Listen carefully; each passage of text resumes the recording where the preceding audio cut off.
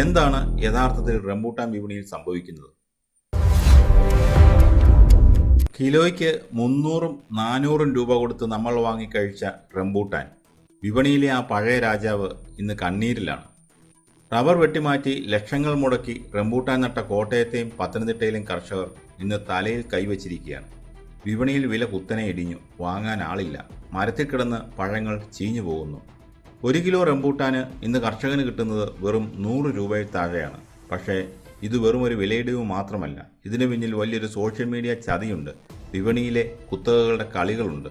മധ്യ തിരുവിതാംകൂറിൻ്റെ, പ്രത്യേകിച്ച് കോട്ടയത്തിൻ്റെ സമ്പദ് വ്യവസ്ഥയുടെ നട്ടെല്ല് റബ്ബർ കൃഷിയായിരുന്നു. എന്നാൽ റബ്ബറിന് വിലയിടിഞ്ഞപ്പോൾ കർഷകർ പുതിയ വഴികൾ തേടി. അങ്ങനെയാണ് വിദേശിയായ റംബൂട്ടാൻ കേരളത്തിലെ മണ്ണിലേക്ക് എത്തുന്നത്. ആദ്യ വർഷങ്ങളിൽ കർഷകർക്ക് വലിയ ലാഭമാണ് ഈ പഴം നൽകിയത്.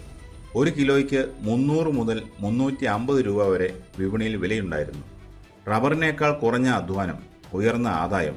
ഇതോടെ പ്രവാസി മലയാളികളും സാധാരണ കർഷകരും ഒരുപോലെ റംബൂട്ടാനിലേക്ക് തിരിഞ്ഞു. ലക്ഷങ്ങൾ ലോൺ എടുത്തും സ്വർണം പണയം വെച്ചും തോട്ടങ്ങൾ വെച്ചുപിടിപ്പിച്ചു. വർഷത്തിൽ ഒരിക്കൽ മാത്രം കിട്ടുന്ന ഈ വരുമാനത്തെ വിശ്വസിച്ചാണ് പല കുടുംബങ്ങളും കഴിഞ്ഞിരുന്നത്. എന്നാൽ ഈ വർഷം എല്ലാം മാറിമറിഞ്ഞു. ഇത്തവണ വിളവെടുപ്പ് സീസണായ ജൂൺ മാസത്തിലേക്ക് കടന്നപ്പോൾ കർഷകരെ കാത്തിരുന്നത് വലിയൊരു ആഘാതമായിരുന്നു. വില കുത്തനെ ഇടിഞ്ഞു. 150 രൂപയിൽ താഴെയായി വിപണി വില. കർഷകൻ്റെ കയ്യിൽ കിട്ടുന്നത് 100 താഴെ മാത്രം. 1 കിലോ റംബൂട്ടാൻ ഉൽപ്പാദിപ്പിക്കാൻ, അതായത് വളം, കീടനാശിനി, മരങ്ങൾ, പ്ലാസ്റ്റിക് വലയിട്ട് കെട്ടാനുള്ള കൂലി എന്നിവയെല്ലാം കൂട്ടുമ്പോൾ കുറഞ്ഞത് 180 രൂപയെങ്കിലും കിട്ടിയാലേ കർഷകന് നഷ്ടമില്ലാതെ മുന്നോട്ട് പോകാനാവൂ. അപ്പോഴാണ് ഈ 100 രൂപയുടെ ഇടിവ്. ഇതിന് പ്രധാനമായും 2 കാരണങ്ങളാണുള്ളത്. ഒന്ന്, കൃഷി വിസ്തൃതിയിലെ വർധനവ്. ആദ്യകാലങ്ങളിൽ കുറച്ചു പേർ മാത്രം ചെയ്തിരുന്ന കൃഷി ഇന്ന് വ്യാപകമായി. ഉൽപ്പാദനം ആവശ്യത്തിലധികം കൂടി. എന്നാൽ അതിനനുസരിച്ചുള്ള സംഭരണ സംവിധാനങ്ങളോ കയറ്റുമതിയോ ഇവിടെ ഉണ്ടായില്ല. 2, വ്യാപാരികളുടെ പിന്മാറ്റം. സാധാരണയായി സീസൺ തുടങ്ങുന്നതിന് മുമ്പ് തമിഴ്നാട്ടിൽ നിന്നും മറ്റ് സംസ്ഥാനങ്ങളിൽ നിന്നും വ്യാപാരികളെത്തി അഡ്വാൻസ് തുക നൽകി മരങ്ങൾ മൊത്തമായി ഉറപ്പിക്കാറാണ് പതിവ്. അവർ തന്നെ വന്ന് വലയിട്ട് പഴങ്ങൾ സംരക്ഷിക്കും. എന്നാൽ ഇത്തവണ കച്ചവടക്കാർ എത്തിയില്ല.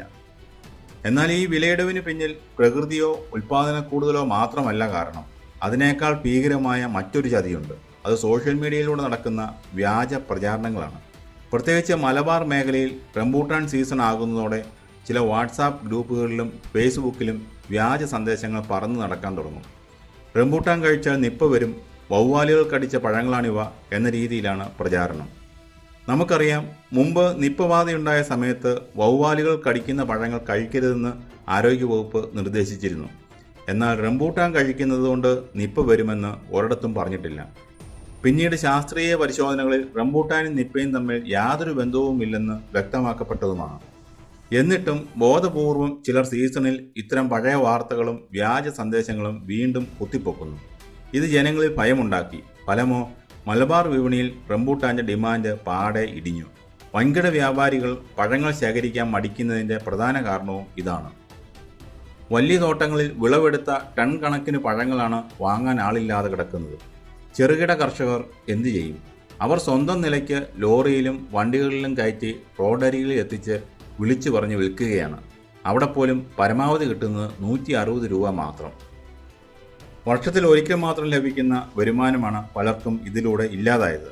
പക്ഷികളും അണ്ണാനും തിന്നാതിരിക്കാൻ വലിയ വില കൊടുത്ത് പ്ലാസ്റ്റിക് വല വാങ്ങി മരങ്ങൾ മൂടിയ കർഷകൻ്റെ അധ്വാനമാണ് ഇന്ന് മരത്തിൽ കിടന്നു തന്നെ നശിക്കുന്നത്. റംബൂട്ടാൻ കർഷകരുടെ ഈ പ്രതിസന്ധിക്ക് ശാശ്വതമായ പരിഹാരം എന്താണ്? കേവലം പഴം എന്ന രീതിയിൽ മാത്രം വിൽക്കാതെ ഇതിൻ്റെ മൂല്യവർദ്ധിത ഉൽപ്പന്നങ്ങൾ നിർമ്മിക്കാനുള്ള സംവിധാനങ്ങൾ ഇവിടെ ഉണ്ടാകണം. Rambutan jam, pulp, squash, wine എന്നിവ നിർമ്മിക്കുന്ന ചെറുകിട ഫാക്ടറികൾ സർക്കാർ മുൻകൈയെടുത്ത് ആരംഭിക്കണം. അതിലുപരി വിപണിയിലെ തളർച്ച മാറ്റാൻ കൃഷിവകുപ്പ് നേരിട്ട് ഇടപെട്ട് ഇത്തരം വ്യാജ പ്രചാരണങ്ങൾക്കെതിരെ ശക്തമായ ബോധവൽക്കരണം നടത്തണം. വിദേശ വിപണിയിലേക്ക് റംബൂട്ടാൻ കയറ്റി അയക്കാനുള്ള റൂട്ട് മാപ്പുകൾ സർക്കാർ തയ്യാറാക്കണം. റബ്ബർ ഉപേക്ഷിച്ച് റംബൂട്ടാനിലേക്ക് മാറിയ കർഷകനെ ചതിച്ചത് വിപണിയല്ല, നമ്മുടെ വിപണന തന്ത്രങ്ങളുടെ പരാജയമാണ്.